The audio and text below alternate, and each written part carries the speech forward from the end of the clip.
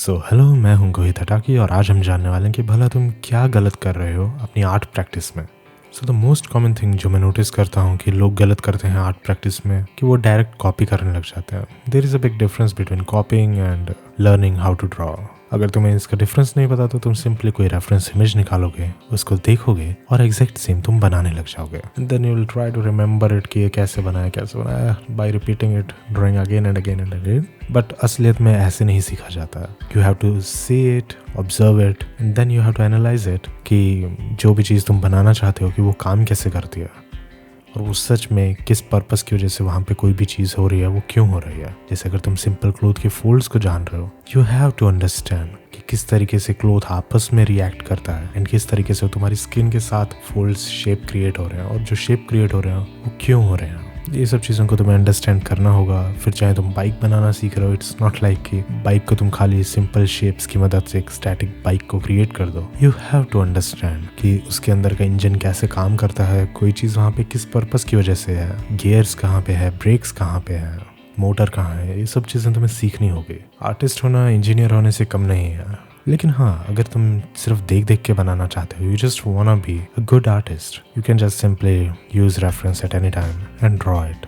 But if you really wanna master it, you wanna become one of the best, you want to be the best, तो फिर तुम्हें ये सब सीखना होगा कि वहाँ पे जो भी चीज़ है वो किस पर्पस की वजह से है। तभी तुम आर्ट के मास्टर बन सकते हो। एंड जो सेकंड मिस्टेक मैं समझता हूँ वो काफ़ी सब्जेक्टिव है कि कुछ लोग इसे मिस्टेक समझेंगे, कुछ नहीं समझेंगे। So it's totally up to you. और वो है कि डिजिटली आर्ट प्रैक्टिस करना। हॉनेस्टली इस वीडियो को रिकॉर्ड करने के लिए मैंने बस रैंडम प्रैक्टिसेस की है डिजिटली ड्रॉ करने के लिए, जस्ट स्पीड पेंट के लिए। अदरवाइज मैं लाइफ में कभी नहीं किया है। मैं डिजिटली प्रैक्टिस करना सही नहीं समझता क्योंकि इट्स गुड इफ़ अगर तुम्हारा हाथ पेपर पे सेट है। अगर तुम ट्रेडिशनली प्रैक्टिस करते हो और अगर तुम्हें उसकी आदत है, मैं इसे प्रॉब्लम नहीं समझता। लेकिन अगर तुम्हें डिजिटल की आदत लग गई है, मैं इसे ज़रूर एक प्रॉब्लम समझता हूँ क्योंकि मैं वो आर्टिस्ट नहीं बनना चाहता जिसे हर जगह अपना डिजिटल टूल्स को लेकर जाना पड़े। मैं वो आर्टिस्ट बनना चाहता हूँ जिसे एक दीवार भी पकड़ा दो पेन के साथ तो मैं बना सकूँ। क्योंकि ये बात सच है कि अगर तुम डिजिटली बहुत ड्रॉ करते हो, तुम शायद पेपर पे अच्छा ड्रॉ ना कर सको उतना। लेकिन हाँ, ये कोई रूल नहीं है। तुम चाहो तो चेंज कर सकते हो जैसे तुम्हें सही लगे। एंड तीसरी मिस्टेक जो मैं समझता हूँ वो है बेसिक्स को स्किप कर देना। Learning how to create circle, straight lines, ये सब चीज़ें स्किप कर देना एक मुझे लगता है कि बहुत बड़ा रोल प्ले करता है। जहाँ पे फ्यूचर में तुम्हें दिक्कत होने लगती है, तुम एक जगह पे स्टक हो जाते हो, तुम्हारे अंदर वो प्रोफेशनलिज्म नहीं आ पाता। शेप्स को पर्सपेक्टिव में ड्रॉ करना, ये सब चीज़ें बेसिक और बहुत बोरिंग लगती हैं लेकिन ये बहुत ज़रूरी है क्योंकि इन्हीं से तुम अंडरस्टैंड कर पाओगे। तुम्हारे हाथ में वो मसल मेमोरी क्रिएट हो पाएगी और हैंड कंट्रोल भी अच्छा होगा। अब इस चीज़ का ध्यान रखना, स्ट्रेट लाइन का मतलब कभी ये नहीं होता कि you have to make the exact straight line. It just कि तुम 1 पॉइंट से सेकंड पॉइंट तक लेके जा रहे हो तो तुम अपनी मर्जी से लेके जा पा रहे हो।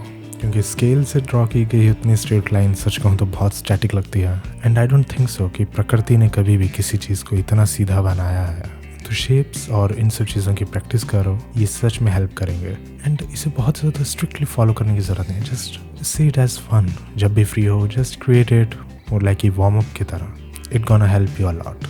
थर्ड मिस्टेक जो मैं समझता हूँ वो है काफ़ी ज़्यादा ही गाइडलाइंस का यूज़ करना। हॉनेस्टली पर्सपेक्टिव और इन सब के लिए मैंने कभी गाइडलाइंस का यूज़ नहीं किया एंड जिन लोगों को मैं लुकअप करता हूँ उन्होंने भी नहीं किया। क्योंकि यूजिंग टू मैनी गाइडलाइंस वो जो सोल होती है आर्ट में से उसको छीन लेता है। Guidelines means creating rules for your own self. But या स्टार्टिंग में ही तुम्हें फ्री हैंड जाने की ज़रूरत नहीं है और ना ही मेरा फ्री हैंड जाने से मतलब है। जस्ट फोकस करो कि कैसे तुम धीरे धीरे स्लोली गाइडलाइंस को कम ड्रॉ करो एंड मेन स्ट्रक्चर को डायरेक्ट ड्रॉ करना सीखो। बट या इसका मतलब ये नहीं है कि तुमने एक हफ्ता प्रैक्टिस की एंड उसके बाद में तुम गाइडलाइंस को कम कर दो। It gonna take you 10 months, 11 months, years, 2 years. ये बहुत स्लो प्रोसेस है तो इसमें जल्दी करने की कोई भी ज़रूरत नहीं है। Take your time and just enjoy the process.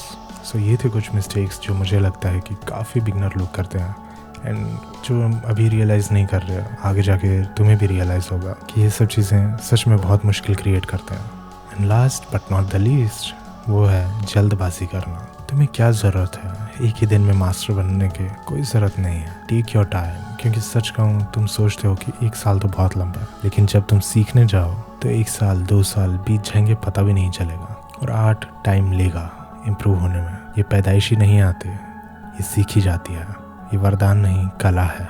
इसे सीखा जा सकता है, बस समय लगता है। और अपना समय तुम तभी दे पाओगे जब तुम इसे एंजॉय करोगे। अगर तुम्हें इसे करने में मज़ा नहीं आता तो सॉरी टू से बट डोंट डू इट, क्योंकि जिस काम में मन ना लगे उसे करना ही नहीं चाहिए। और अगर तुम्हें सच में मज़ा आता है इसे करने में तो बस करते रहो, ज़्यादा मत सोचो इम्प्रूव करोगे नहीं करोगे। Just do it, go with the flow. और हमेशा चाहत रखो नया सीखने की, कुछ नया बनाने की, तभी तुम इम्प्रूव कर पाओगे। तो बस आज की इस वीडियो में इतना ही। उम्मीद करता हूँ तुम्हें वीडियो पसंद आई हो। फिर मिलेंगे एक और नई वीडियो में, तब तक के लिए सी या, बाय बाय। और याद रहे कि तुम कर सकते हो, मुझे विश्वास है तुम पे।